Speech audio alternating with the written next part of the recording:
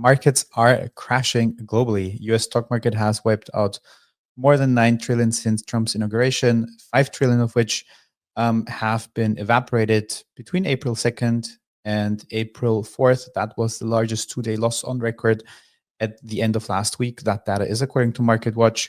Just to look at a couple stock indices, globally speaking, we have the S&P 500 down 10.5% over 2 days.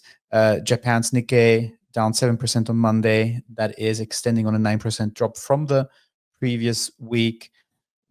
That makes it the worst since March 2020. Hong Kong is down 13%. Hong Kong's down more than the other indices for the sole reason that the market was closed there on Friday. So we are still catching up on that, so to say. European markets are also suffering strongly. Euro Stoxx down 4.9%, broader Stoxx 600 down 4.4%. France is down almost 5%, so is Germany, so is London. Italy was down 5% as well, but now seems to be the only piece of green on this world map that I'm sharing on the screen currently.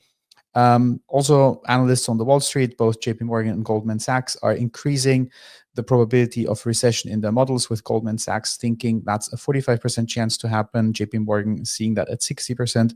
We'll also take a look at some data coming from Polymarket a bit later. And as you have said, B, in the beginning of the show, Trump is very much convinced that this is the right move. And he's actually commenting that on Truth Social on a post that came out just before we started the show in a very, very Trump-esque and positive way. I'm going to zoom in a bit on that. He's saying oil prices are down, interest rates are down, the slow-moving Fed should cut rates, food prices are down, there is no inflation, and the long-time abused USA is bringing in billions of dollars a week from the abusing countries on tariffs that are already in place. This is despite the fact that the biggest abuser of them all, China, whose markets are crashing, just raised its tariffs by 34% on top of its long-term ridiculously high tariffs, plus not acknowledging my warning for abusing countries not to retaliate. They've made enough for decades, taking advantage of the good old USA. Our past quote-unquote leaders are to blame for allowing this and so much else to happen to our country. Make America great again. I also want to get into some of the reactions from other countries and some more bits and pieces of data, but I know this is a lot, so I'm going to pause here for a second. What was your thought then, Ledge? Thanks for that initial summary. I know you've got a bunch of other data and different directions to take this because there was more to digest. But what was your read on his key message this weekend? Like, what was your personal read on it? I think that he truly thinks this is the right way to fix this trade imbalance, the trade deficit of $1 trillion US. And over the course of the weekend, on the timeline, we've seen more and more older quote-unquote historical interviews with Trump surfacing, where he's been talking about tariffs and been talking about the fact that he thinks they are a great way to fix what is wrong with the trade deficit, what is wrong with the USA's trade in general. So I truly think, in this post that I just read from Truth Social, which came out 10 minutes before we started the show, seems to exactly confirm that he seems to be convinced very much that this is the right way to move forward. And just because of how historical this thinking of his is, and that's my personal opinion, I am very much not inclined to think this is some sort of genius plan to get in a massively positive negotiation position. There's been some commentary from people who are close to him in the White House who allegedly have been saying that he did not intend for the market to crash this hard or for the market to crash at all. But then I'm also thinking, now you have this position where you came out just a couple of days ago with Liberation Day on April 2nd and have tariffed the entire world.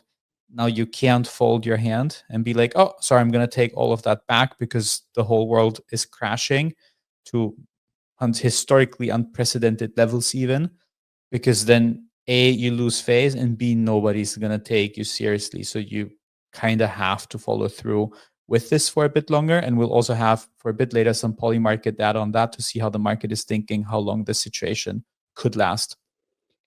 I like it. I think that's been one of the key things. I think maybe that's one of the things that people have been, if you zoom out, I think that's maybe one of the key arguments that people are having. some people are thinking that in essence, he is not serious.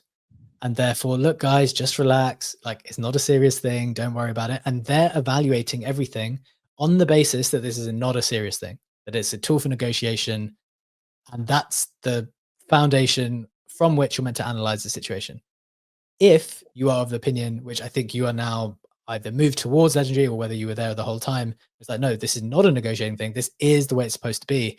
That completely changes the way that you're analyzing the situation. And I think that part of the confusion has been, which of these two situations are we in?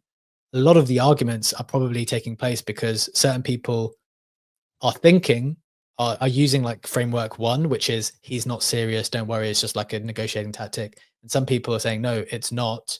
Therefore, we've got to take it much more seriously. And until you're on the same page, until you actually know what it is, it's hard to have a conversation or an argument, discussion about the merit of something, because some people are not even taking it seriously that it's a possibility because they're just thinking that it's a negotiating tactic. So go on, Brad. This this is just like so independent of the individual like the specific tariff conversation. This is Trump's like your this is your view of Trump or how anyone views Trump, right? You either think the dude is saying what he means, or you think, which is dumb, or you think he's playing 5D chess, right? Like you're like, It's oh, 5 now. It's 5. I thought it was yeah, 4 before. Give it multi-dimensional. another month and it'll be 6 and then 7. Right.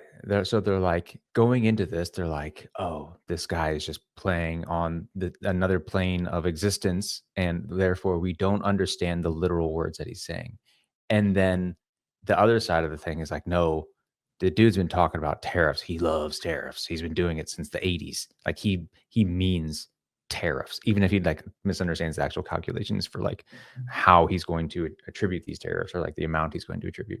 So like I think anyone's general position on this is is mostly around how literal you're taking the person, and if you believe that he is like you're giving him grace, and like the grace you give him is that you think he is doing this as a feint to then like trick people into giving like the art of negotiation, or if you just think he's literally silly enough to impose this number on all of these countries, which I tend to be on that school, right? I think the dude is just like he keeps saying what he thinks, and what he's saying or what he thinks is just kind of so ridiculous that everyone is like he can't be serious, and therefore they imbue this like the 60 70 chess stuff. Whereas I think he's just like the dude's just kind of been going through his life like this the entire time, and everyone keeps doing like this happened with the wall, right? He's like, oh, I'm gonna build a wall on like between us and Mexico, and everyone's like, guys, he's not talking about a literal wall. That's clearly insane. That's stupid. No one would say that. He's talking about strengthening our foreign policy with our neighbors to the south. It's a metaphorical wall. And then you see him standing in front of like 9 different types of walls. And he's like, oh, that one's good. I want the barbed wire at the top. Make sure we put a stick over here. Like he's literally talking about walls, people. Like he's talking about walls. He's talking about tariffs. He wants to do these fucking tariffs. This is what he does. So I'm in that school where he's like, he's going to throw these fucking numbers out there because this is what he's always meant. And it's never been some psychological trick.